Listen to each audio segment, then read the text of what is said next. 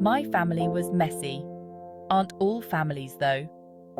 My dad remarried after Mum died. His new wife, Linda, was everything my sister Cassie hated. Linda was vibrant, outgoing, and successful. Cassie, well, she was always brooding in the shadows.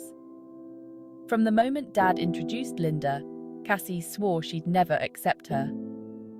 Cassie treated Linda with icy silence, refusing to be in the same room, let alone share a meal. Dad tried to bridge the gap, but Cassie wouldn't budge. It hurt him, and it hurt me to see him hurting. I tried to stay neutral. I was the younger brother after all, but deep down I understood Linda. She wasn't trying to replace Mum. She just wanted to love my dad. And Dad deserved that happiness. When Dad passed away, it was sudden, a heart attack. He was gone before we even got to the hospital. The funeral was a blur of condolences and casseroles. Cassie didn't show, not even for Dad. A week later, we gathered for the reading of the will. Linda, me, and our lawyer, Mr. Henderson. His voice droned on about assets and beneficiaries. Then came the bombshell.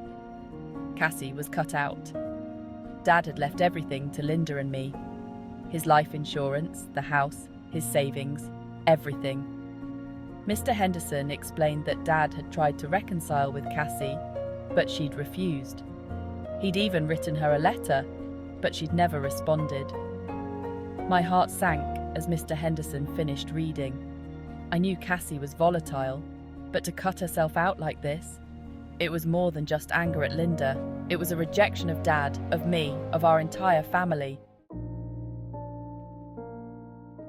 The silence from Cassie was deafening.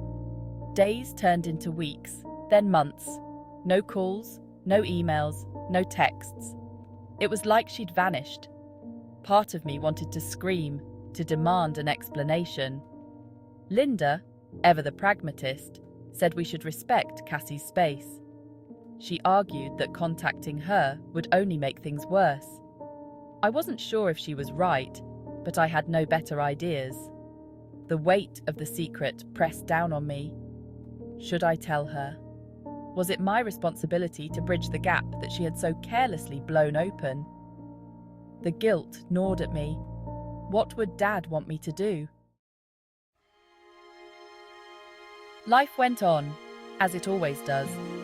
Linda and I sold the house and moved on. We kept in touch, more like friends now, bound by the memory of Dad and the shared burden of Cassie's absence. I heard through the grapevine that Cassie was living on the other side of the country. She had a string of dead-end jobs, always moving, never settling. I couldn't help but think she'd made her bed. She'd chosen anger and resentment over family. This wasn't the future Dad wanted for her. He'd always hoped she'd find her place in the world, find happiness. But happiness, I was learning, was a choice. And Cassie had chosen differently.